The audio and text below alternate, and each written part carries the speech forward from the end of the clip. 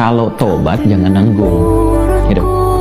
Ya, kalau tobat jangan nanggung, supaya tobatnya betul, tidak tobat kejadian lagi, tobat kejadian lagi. Maka caranya, ini kata Ibnu Abbas, sertakan rahmat Allah di dalamnya. Supaya rahmat Allah itu mengiringi kesungguhan tobat kita, penyesalannya tertanam dalam jiwa, setelah itu kita merasakan perubahan. Itu poinnya.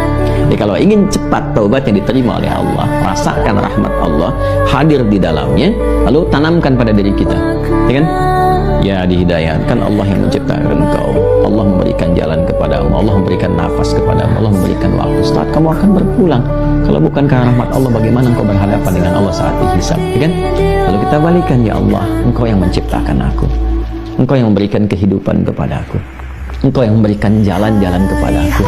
Sungguh dalam keadaan ini aku hambamu yang kau maha tahu banyak berbuat maksiat, tapi aku pun menyadari betapa besar rahmatmu yang melampaui murkamu. Maka dengan semua rahmat aku mohon, ya Allah, bimbing hamba untuk bertaubat, memperbaiki diri sebelum berpulang kepadamu. Nah, kalimat-kalimat itu dalam. Itu poin yang pertama. Ya? Jadi singkatnya itu, jika ingin bertaubat, jangan nanggung, sertakan rahmat Allah di dalamnya, sehingga membuat kita lebih serius dan lebih kemudian merasa ya dalam jiwa kita untuk kembali kepada Allah. Yang kedua, ada poin anugerah. Ya, orang-orang yang tobatnya serius, yang benar untuk memperbaiki diri, bukan sekedar formalitas dia bertobat ya dengan istighfar misalnya, walaupun di situ pasti ada jalan kebaikan. Nah, orang-orang kembali yang berusaha dengan serius tobat, dia memperbaiki diri, maka di situ mendapat jaminan dari Allah Subhanahu wa taala. Lewat dialog ini, Allah bukan hanya akan membimbing ia untuk memperbaiki dirinya lebih baik dari sebelumnya, lebih tenang, lebih damai, lebih nyaman.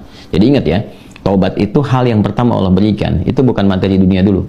Bukan kedudukannya langsung naik, begitu tidak. Ya, bukan materi bertambah langsung kaya, bukan ilmu langsung banyak, tidak. Yang diberikan kelapangan dulu. Ketenangan, kelapangan, kedamaian, dibersihkan yang kotor-kotornya, baru datang melimpah. Ya, baru datang melimpah. Anugerah-anugerah sesuai dengan pilihan hidup kita untuk beribadah dan sebagai bekal kembali kepada Allah. Nah, nanti kalau benar taubatnya dan memperbaiki diri, diberikanlah kelapangan itu, lalu ditempatkan di kondisi lebih baik dari sebelumnya. Nah, ini yang dimaksudkan kalimat di sini. Ya, ara'aitin ana tubtu wa aslahtu arajin anta ilal jannah. Ya Allah, jika memang aku betul-betul bertobat, betul-betul memperbaiki diri, menata jalan hidup, apakah engkau akan mengembalikan aku ke surga? Ya, maka apa yang dijawab oleh Allah? Ya, na'am, ya tentu saja, kamu akan dikembalikan. Tapi perhatikan cara Allah mengembalikannya. Ditempatkan di surga yang lebih baik dari surga pendahuluan sebagai tempat belajar sebelum turun ke bumi. Silakan perhatikan.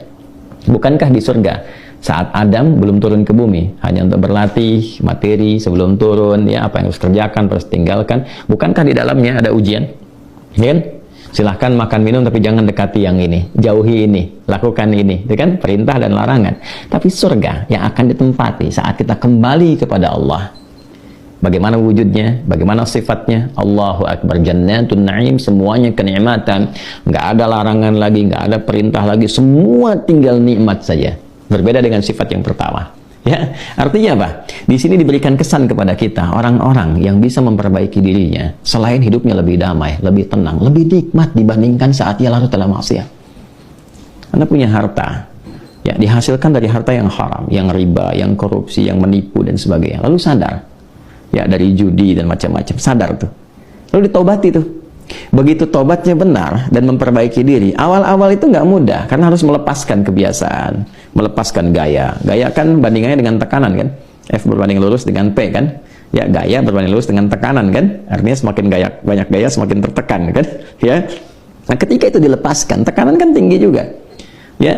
Tapi apa yang terjadi? Balasannya ketenangan setelah itu, kedamaian. Setelah tenang, damai dibalik sama Allah tuh. Dibalik, diperbaiki hidupnya, lebih enak lagi, lebih menikmati kehidupan, lebih berkah, lebih tenang, gak dikejar apa-apa. Yang paling menarik, pulangnya pun disambut. Allah perintahkan pada malaikat, sambut dia dari mulai sakaratul mautnya. Langsung disambut dengan kalimat-kalimat ketenangan. Ya ayyatuhan nafsul mutmainnah, hei jiwa yang tenang, irji'i ila rabbika radiyatan mardiyah, cepat balik kepada Rabbmu. Ya kan? Kembali kepada Tuhanmu dengan keadaan yang nyaman. Aku ridha dengan amalmu, engkau pun ridha dengan pemberianku. Kemudian apa? Fadkhuli fi ibadi wadkhuli jannati, masuk dalam golongan hamba aku siapkan surga untukmu. Nah, surga yang diinformasikan dalam sakaratul mautnya, aku siapkan surga untukmu, itu lebih indah, lebih baik dari semua kemewahan yang pernah ia rasakan di dunia, dan itu nggak ada bandingannya, walaupun setetes. Walau setetes. Itu poinnya. Jadi bertobat itu mesti punya motivasi. Ya, jadi kalau nggak ada motivasi, sulit kita melakukan itu. Motivasi terbaiknya adalah, nih, mau sampai kapan larut dalam maksiat? Bagaimana kalau sedang bermaksiat itu wafat? Ketika sudah menyadari itu, cepat perbaiki, cepat bertobat. Begitu tobat itu dilakukan dengan benar, janji Allah turun. Ya, selain dibimbing, diberikan ketenangan, kedamaian, dibalikin lagi, lebih nikmat dari sebelumnya.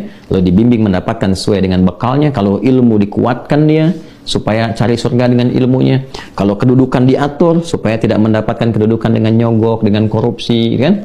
Dan macam-macam. Naik itu, sesuai dengan maslahat dia.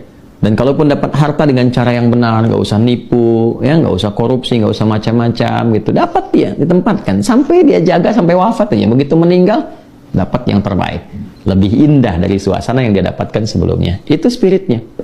Ya, itu yang tadi saya katakan, menjadikan Allah sangat mencintai orang yang selalu berusaha menata dirinya lebih baik.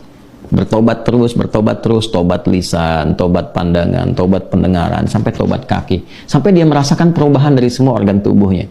Tobat mata, dia berlatih. Jangan dikira kalau tobat itu, fungsi mata itu akan selesai dengan memandang saja. Tidak. Tantangannya ada. Nah, nanti keberhasilan tobatnya itu diukur dengan ketika memandang yang tidak diinginkan oleh imannya, dia bisa elakkan pandangan. Itulah ghadul basar. Ya, telinga juga begitu. Kalau sudah nanti cukup bagus, terlatih dengan tobatnya, dia akan hanya gunakan refleks pendengaran untuk yang baik saja, sampai ke ujung kaki. Demikian. Nah, itu kalau sudah ada ciri seperti itu, sikapnya berubah, ini tanda pertama bahwa tobatnya diterima oleh Allah Subhanahu wa Ta'ala.